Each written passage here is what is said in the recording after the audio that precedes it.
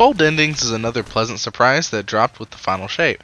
First we had Mahis being a heavy burst hand cannon that I didn't expect to be any good, that has seen a ton of play from me inside of PvP, and according to everyone in my comments, they love in PvE because of Repulsor Brace and Destabilizing, which I understand, and then, you know, I'm a big Frenzy guy, I love Frenzy, I haven't gotten that role yet, but I'm looking forward to using it in PvE myself. Bold Endings can do exactly what Mahis HC4 can do, be both a PvE or a PvP weapon. So let's go ahead and check out these perks for PvE first, and then we'll hop into the Crucible.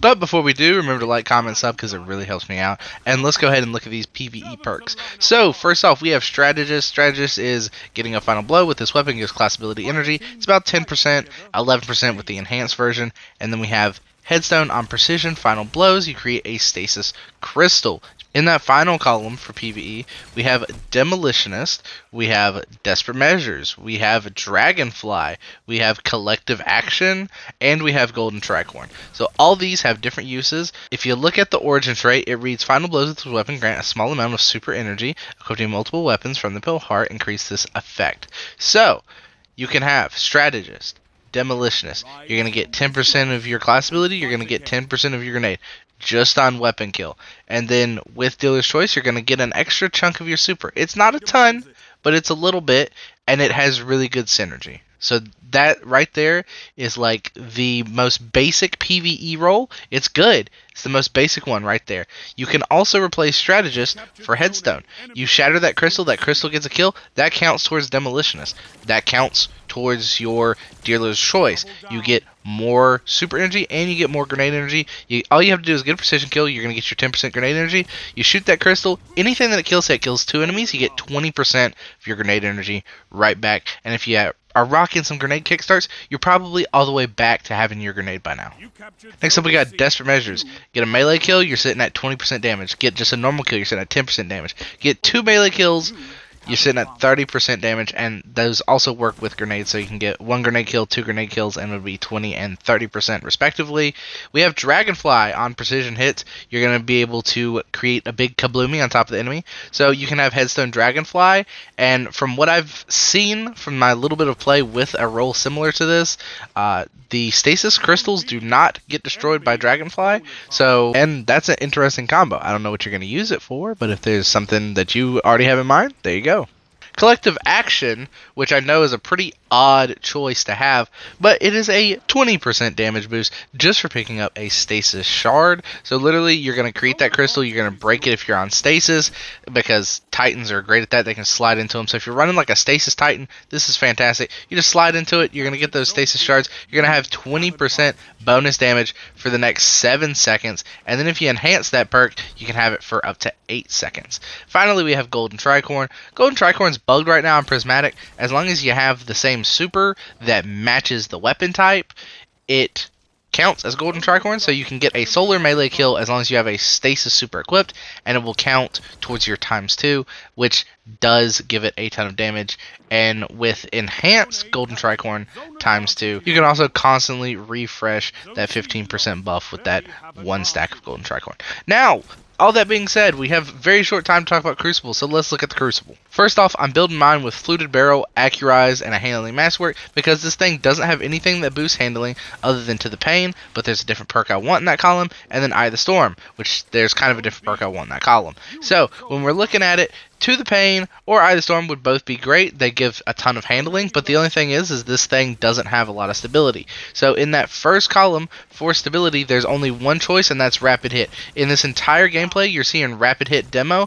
Absolutely love it. Demo's not even a PvP perk, but I love it. So you're going to want Fluted Barrel, Accurized, Handling Masterwork, Rapid Hit in that first column. Another option you can go in that first column is Loose Change. It's going to give you extra ADS movement speed. It's going to give you more aim assist and reload for free.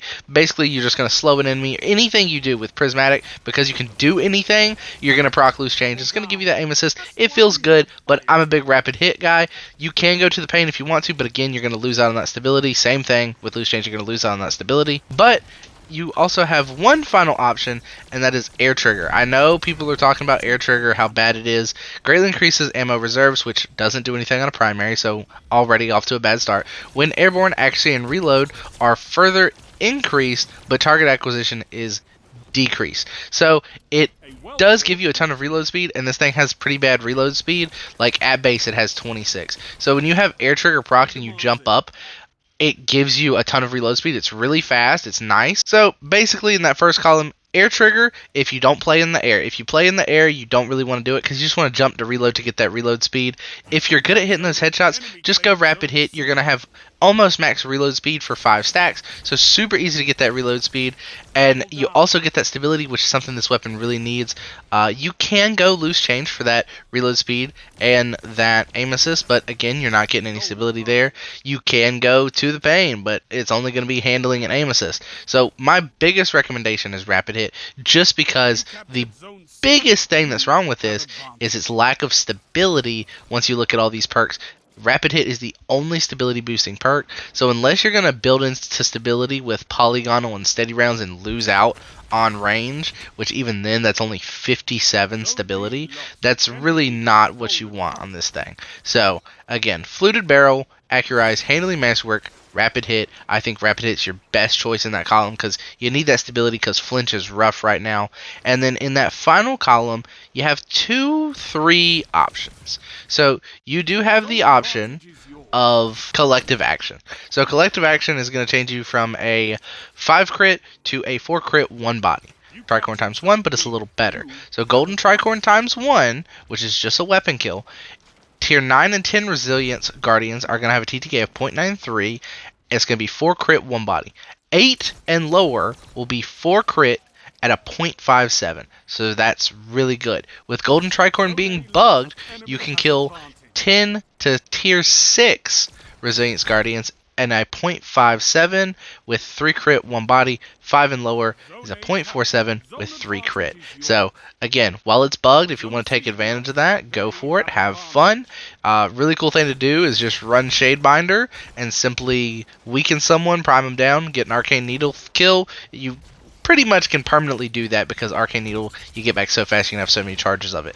The final perk that I really want to dig deep on is Desperate Measures. So Desperate Measures, like I said earlier, kind of works like Swash. So you get 1 kill, you're going to be sitting at 4 crit, 1 body. Alright, nothing fancy there. You get a melee kill, you're sitting at 4 crit, that's that 0.57.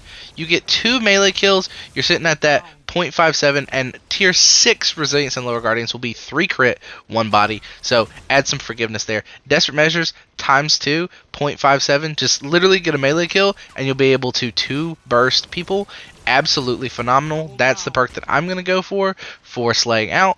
But if you're not really a big fragger, Eye of the Storm to give you some handling.